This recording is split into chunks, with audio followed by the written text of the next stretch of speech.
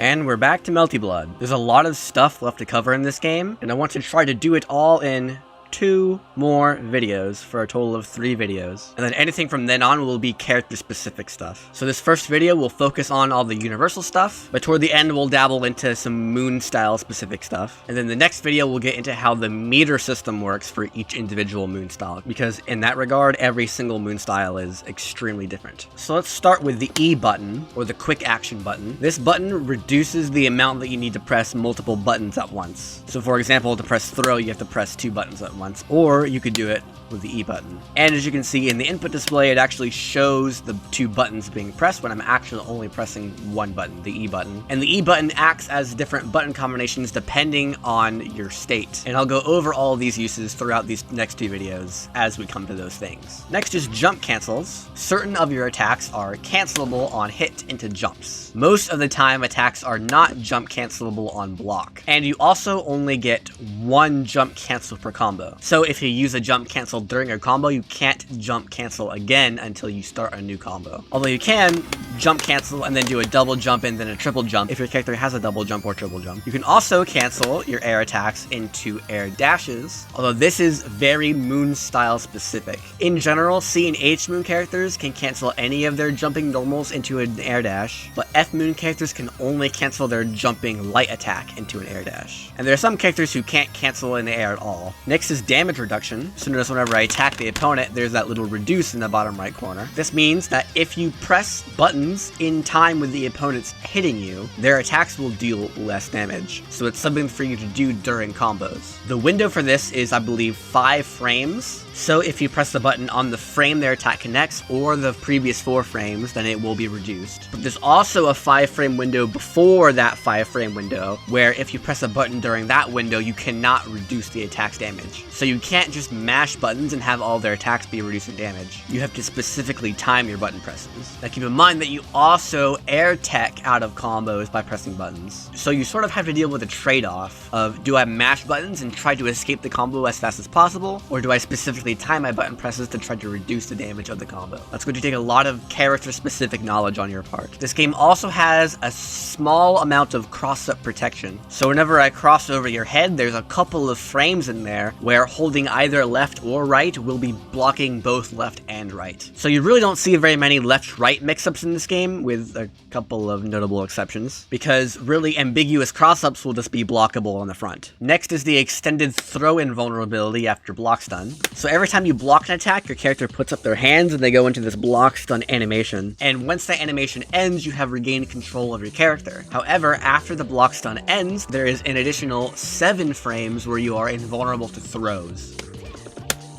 So even after the block stun has run out, I cannot throw you immediately. I have to wait at least 7 frames, which means that you can do any attack in there that's 7 frames or quicker, and it'll hit me before I have the chance to throw you. You can watch my previous video on the King of Fighters 13 to know how this affects how you have to perform mix-ups, but I'm not really going to go into that too much in this video. Next we have ground bounces and wall bounces. Certain attacks, when you hit with them, cause this big white ring to appear on the ground when the opponent hits it. Some moves also wall splat against the wall and have the same white circle effect. These indicate ground bounces or wall bounces, and you can continue to combo after these.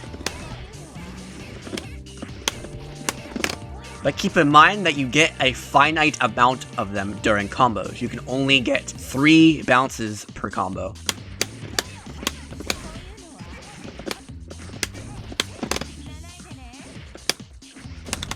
If you do a 3rd bounce, the opponent becomes invincible during that bounce, and you can't continue the combo. However, there's this weird mechanic where if you combo into throw, the bounce counter resets to 0. Most characters can't continue a combo after their command grabs, so this usually doesn't mean anything, but it can come into play with certain characters like Satsuki. Next is the neutral frame, which is a really strange phenomena in this game, which lets you defend sooner than you can move or attack. So basically, after everything you do, after attacking, after landing from a jump, etc, etc. There is one frame at the end of the animation when you return to neutral where you can't do anything except for block and tech throws, and that's called the neutral frame. And this messes with the frame data a little bit. It's a very small thing that doesn't come up very often, but it's good to know that it exists. Next, there is an input buffer in this game that can make doing combos a little bit easier. First of all, for your normal attacks, there is no buffer. There's 0 frames of buffer on your normal attacks. And if you ever use the E button to do certain actions, that also does not have any buffer on it at all. However, whenever you use a standing shield or an air shield, there is 1 frame of buffer. So if you're 1 frame early, it'll still come out. I will talk about what the shield does later. For your command normals,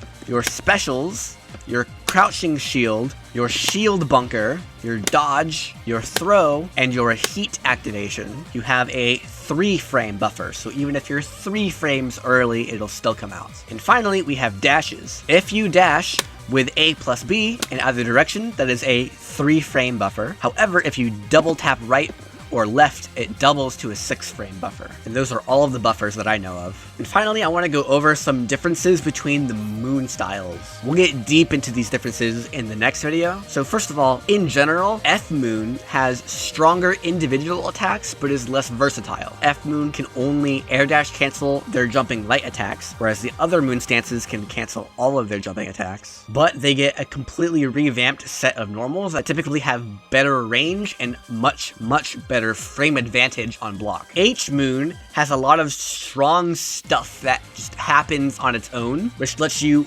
rush down the opponent very safely, but you have less control over what happens when. And as a result, tends to be the weakest moon at highest levels of play. C Moon, which is the one that I'm using right now, is usually the best option overall because it offers the greatest versatility, and that will become quite apparent in the next video. Rebeat, or reverse beat, is when you do a normal attack and then you go backward in the chain. So normally, you could only go A to B to C in that order, but using rebeats, you can go backwards from C to B to A or from C to A. And this only works for normals. You cannot go from a special to a normal, for example. The primary use of rebeat is not in combos, but in your pressure. For example, if I just sweep and let it rock, that has a really long recovery animation on it. But if I reverse beat into a crouching light attack, it recovers almost instantly, even if that crouching light attack whiffs. You don't really see it used too often in combos. Notice if I turn on the attack display, there's a row down there called reverse penalty. And this penalty kicks in every time you use reverse beat, up to a maximum of 55%, and whatever the reverse penalty is taken off of the damage of your combos. And this is in addition to regular damage scaling. So if you ever use reverse beat in combos, your combo will deal significantly reduced damage. Only Crescent and Half Moon have access to rebeat. Full Moon cannot rebeat no matter what. Next is Trip Guard. If you're unfamiliar with the term Trip Guard, it is that whenever you land from a jump, you are vulnerable to attacks for a very short period of time. In this game, you only suffer Trip Guard if you did a jumping attack. If you did not do a jumping attack, then you don't have Trip Guard, and you can block immediately upon landing. Also, if you pick Full Moon, you never have Trip Guard no matter what, even if you did a jumping attack. And finally, there's the guard gauge. So it starts at full, but then every time you block attacks, it goes down. Full Moon characters have the strongest guard gauges, so it takes more hits to break the guard of a Full Moon character. And H Moon has the weakest guard gauge out of all the moon styles, because it is supposed to be an offensive-based moon style, and so it takes fewer hits to break the guard gauge of an H Moon character. And C Moon is right in the middle, although keep in mind that certain actions will cause your guard gauge to turn red, and the redder your guard gauge, the more your guard gauge gets depleted with each attack. So in addition to which moon style you're using, you also have to pay attention to what color it is. And how red your guard gauge gets is opposite. F Moon's guard gauge is affected more by these actions, and H Moon's guard gauge is affected less by these actions. And that is everything that I wanted to cover in this second video, but there is still a lot more to talk about, which I will put in the next video.